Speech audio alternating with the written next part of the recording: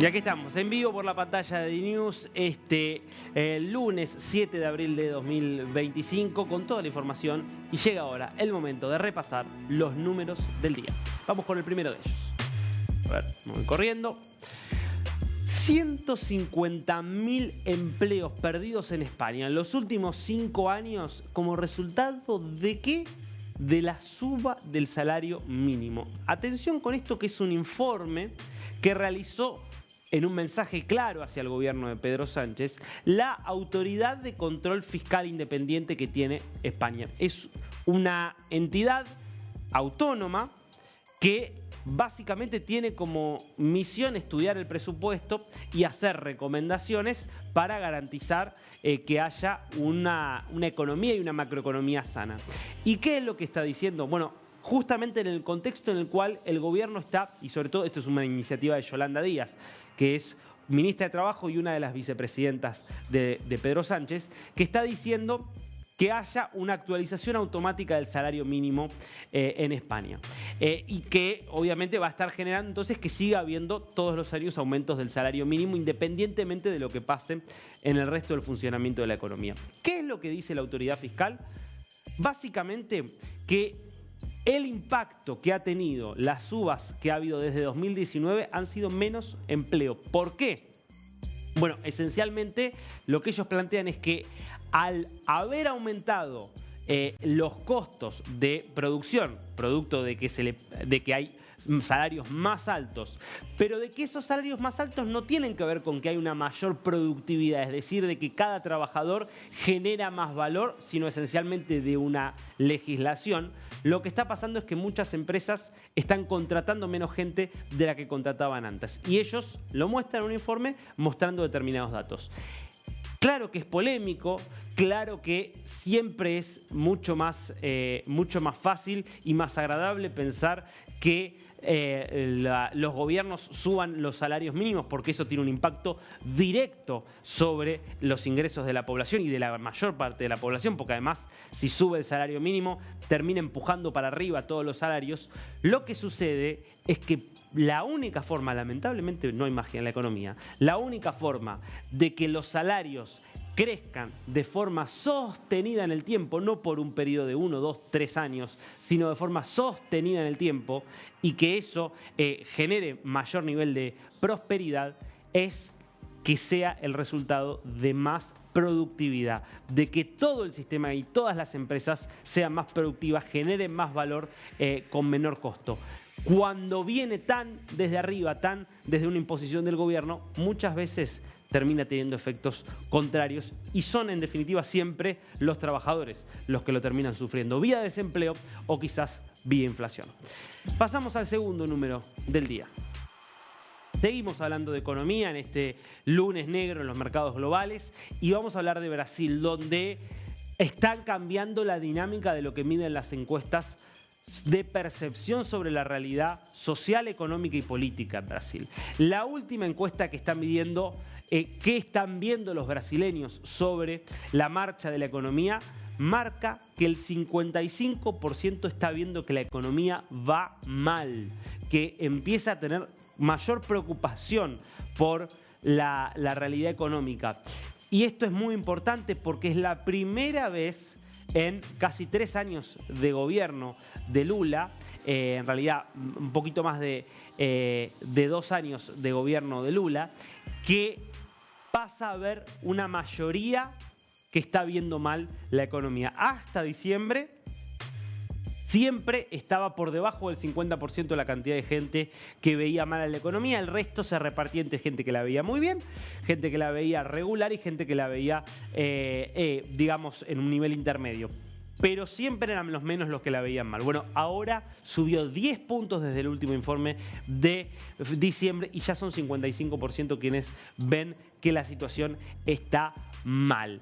Con lo cual, me parece que esto es todo un llamado de atención para el gobierno de Lula da Silva, que ya terminó bastante accidentado el 2024, principalmente por lo que fue la suba récord del dólar y la crisis de confianza que se empezó a generar a partir de señales, por ejemplo, en materia fiscal que dieron poca seguridad y que hicieron creer a muchos que se estaba yendo hacia un régimen de mucho gasto público y por lo tanto de tendencias a la inflación. De hecho, tuvimos en febrero el mayor dato de inflación en más de una década en Brasil. Así que empiezan a acumularse señales de alarma en la economía del gigante sudamericano.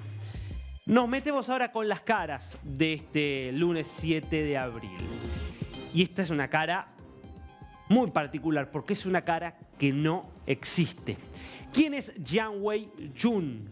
Bueno, durante muchos meses, para muchos periodistas, intelectuales, hasta algunos académicos, fue el autor del libro de filosofía del año, del libro de filosofía más revolucionario de los últimos tiempos, que es un libro donde habla de un fenómeno de hipnosis que se estaría produciendo en el mundo a partir de las redes sociales, de cómo las redes sociales, internet, la inteligencia artificial están creando un mundo que hipnotiza a consumidores, usuarios y que los lleva a pensar que hay una realidad que no es tal.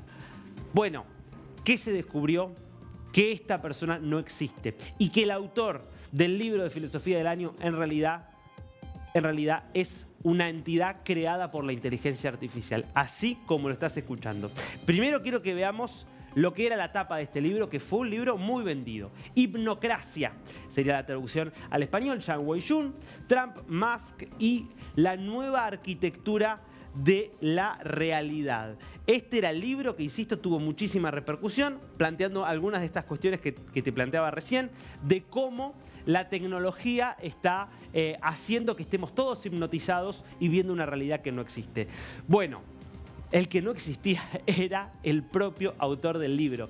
Vos fíjate, la investigación es portada del Espresso, una revista muy importante de Italia, que dice Hipnocracia y cuenta que justamente esta persona y esta imagen no existe. ¿Por qué? Porque en realidad esta investigación que lleva adelante esta revista italiana descubre, precisamente tratando de entrevistar al autor y dándose cuenta que era imposible entrevistar al autor, y es entonces como llega a esto, que fue un profesor universitario y editor italiano, Andrea Colamedici, quien, utilizando ChatGPT y otras fuentes de inteligencia artificial, crea este personaje y termina armando o haciendo que la inteligencia artificial, a partir de la información que él le iba suministrando, termine escribiendo este libro. ¿Qué dijo Colamedici cuando fue entrevistado por la autora de esta investigación en El Espresso? Bueno, me parece que justamente el libro y este personaje inventado